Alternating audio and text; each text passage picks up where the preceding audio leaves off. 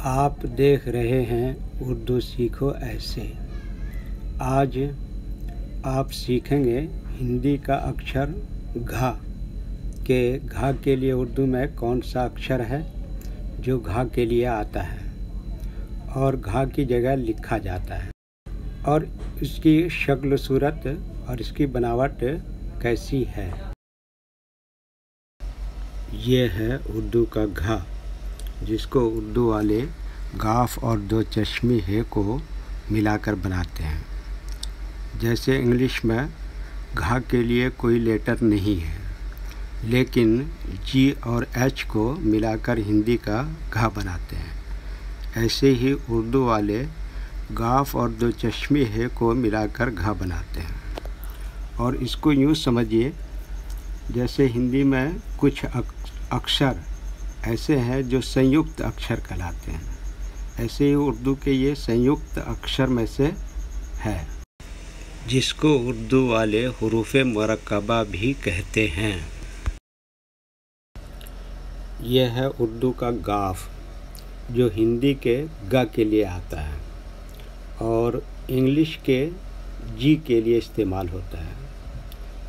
जब गाफ अकेला होगा तो इसकी बनावट और शक्ल सूरत यही रहेगी, या जब गाफ किसी शब्द का आखिरी अक्षर है तो भी ऐसा ही रहेगा, लेकिन जब गाफ किसी शब्द के शुरू में है या किसी शब्द के बीच में आ रहा है तो इसकी शक्ल बदल जाती है, जैसा कि अभी आगे देखेंगे।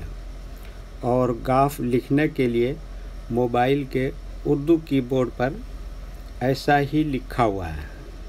गाफ लिखने के लिए केवल आपको उसको टच करना हो।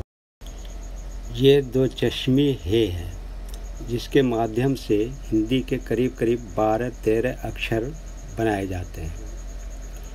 ये दो चश्मे है हमेशा ऐसा ही रहती है और रहेगी, चाहे अकेली हो चाहे किसी दूसरे अक्षर के साथ मिलकर हो। इसकी शक्ल सूरत और बनावट नहीं बदलती है और इसके लिखने के लिए भी मोबाइल के उर्दू कीबोर्ड पर ऐसा ही लिखी हुई है, जिसको टच करने पर स्क्रीन पर दिखाई दे। यह चिन्ह जो आप देख रहे हैं इसको ज़बर कहते हैं। यह चिन्ह भी मोबाइल के उर्दू कीबोर्ड पर बना हुआ है। इसको लिखने के लिए सिर्फ आपको इस चिन्ह को टच करना होगा, ऑटोमेटिक स्क्रीन पर ज़बर लिखा हुआ आ जाएगा। चूँकि उर्दू के सारे हरूफ साइलेंट होते हैं, जब तक उस पर ज़बर ज़ेर या पेश नहीं लगेगा तब तक पढ़े नहीं जाते हैं। जैसा कि हिंदी के अक्षर के साथ भी मात्राएं नहीं लग जाती हैं तब तक अक्षर नहीं पढ़े जाते हैं, तो ऐसे ही उर्दू का मामला है। जब गाफ और दो चश्मे है मिलाकर घा बना लिया तो इस पर ज़बर ज़रूर लगाएं। अगरचे ज़्यादातर उर्दू वाले बगैर ज़बर के ही घा की जगह इस्तेमाल करते हैं, जो कम पढ़े लिखे और नए उर्दू सीखने वालों के लिए परेशानी की वजह होती है कि इसको घा पढ़े या घी पढ़े या घू पढ़े। इसलिए ज़्यादा अच्छा है कि हम इस पर ज़बर लगाएं, और ज़बर हमेशा अक्षर के ऊपर ही आता है। ये क्या है? हिंदी का घा। और ये क्या है? उर्दू का घा। तो थोड़ा सा हमें इसके लिए डिटेल में जाना होगा कि असल में ये दो उर्दू के अक्षरों से मिलकर बना है, गाफ और दो चश्मे है ना। तो ये देखिए, एक लेटर ये है, इसको उर्दू वाले क्या कहते हैं? गाफ। और ये दूसरा, ये दो चश्मे है ना। और तीसरा ये ज़बर। अच्छा, इसके लिखने का तरीका ये है कि ये जो ऊपर वाली लाइन है उस पे से शुरू करेंगे और नीचे वाली लाइन से पे तक लाएंगे, और उसके बाद फिर ये उल्टे हाथ की तरफ लाएंगे और फिर हल्का सा ऊपर कर देंगे, ठीक है। और ये दो चश्मी है, आधा लाइन के ऊपर लिखा जाता है और आधा लाइन के नीचे लिखा जाता है, और ये ज़बर ऐसे ही निशान लगता है इसका। ये क्या है? गाफ। और ये क्या है? दो चश्मी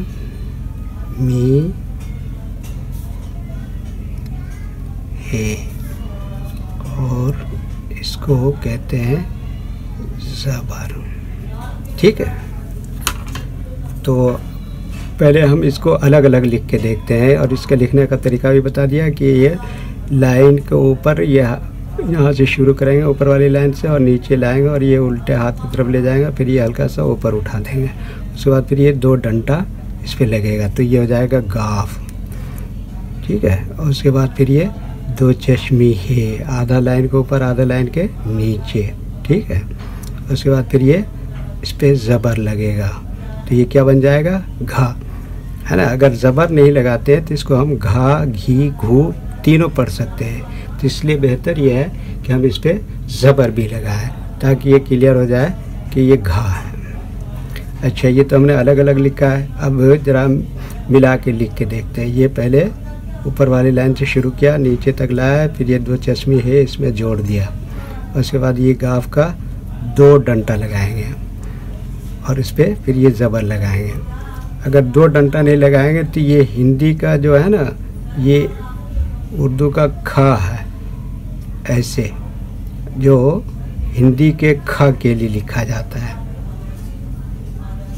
तो ये बन जाएगा। तो दोनों की शक्ल एक जैसी है ना। तो इसमें एक डंटा ज़्यादा है और इसमें एक ही डंटा है, इसमें दो डंटे हैं, इसमें एक डंटा है। इसलिए मैंने कहा कि दोनों को फ़र्क करने के लिए बता दें, वरना कभी आप कौन सा अक्षर और ये कौन है। तो यहाँ हमारा फोकस लेटर घा है, और ये क्या है? खा। खा में एक ही डंटा रहेगा, तो इस फ़र्क को थोड़ा ध्यान में रखेंगे। ठीक है, ओके।